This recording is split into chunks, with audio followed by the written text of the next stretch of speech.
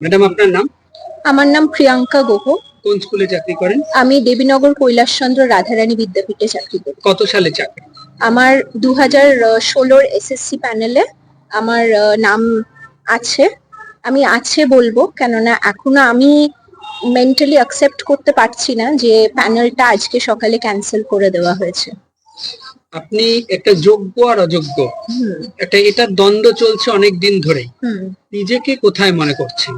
অবশ্যই আমি নিজেকে যোগ্য প্রার্থী হিসেবেই মানবো। আমার কোনো ডাউটই নেই। আমি জানি, এটা আমি জানে, আমার কলিগসরা জানে, আমার ফ্যামিলি মেম্বার্স জানে, সবাই জানে যে আমি পুরোপুরি 100% যোগ্য ক্যান্ডিডেট।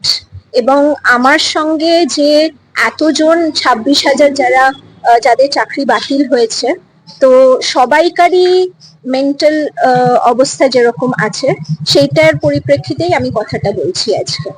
কোথাও কি তাহলে এই যে এত বড় একটা গাফিলতি, এই যে চাকরি চলে যাওয়া, এটাকে আপনি কিভাবে দেখছেন? কিসের ডিফল্টটা কোথায়? ডিফল্টটা দেখুন, আমি কাউকে ডিরেক্টলি দোষারোপ আমি করতে পারবো না বা করছি না। আমি জানি যে আমি নিজের স্ট্যান্ডে আমি নিজে ঠিক আছি।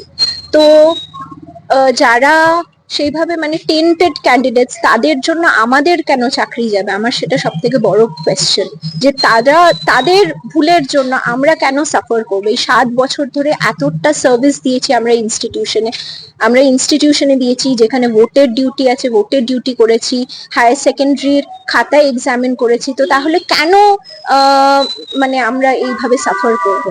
সুপ্রিম অর্ডার, আর তো কোথাও যাওয়ার জায়গা থাকলো না। হ্যাঁ আছে, বলছে যে আবার আমরা রিভিউ পিটিশন করতে পারি।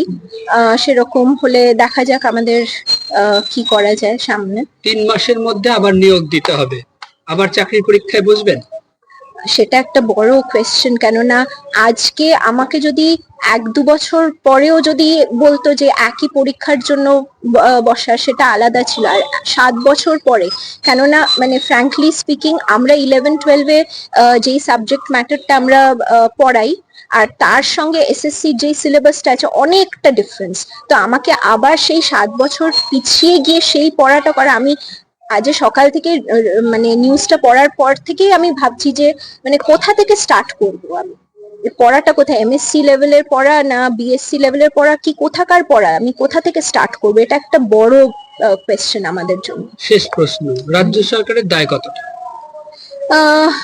দেখুন, এটা তো ব্যাপারে আমি বলতে পারছি না। রাজ্য সরকার চাইলে আমাদের অনেকটা সেভ করতে পারবে। যোগ্য যারা প্রার্থী আছে তাদের তালিকা যদি প্রেজেন্ট করে ঠিক মতন, তাহলে হয়তো আমরা সেভড হতে পারবো। কিন্তু সেটাই তো দিতে পারেনি রাজ্য সরকার সুপ্রিম কোর্টে, যোগ্য আর অযোগ্যের এই ডিমার্কেশনটা সেটাই তো দিতে পারেনি।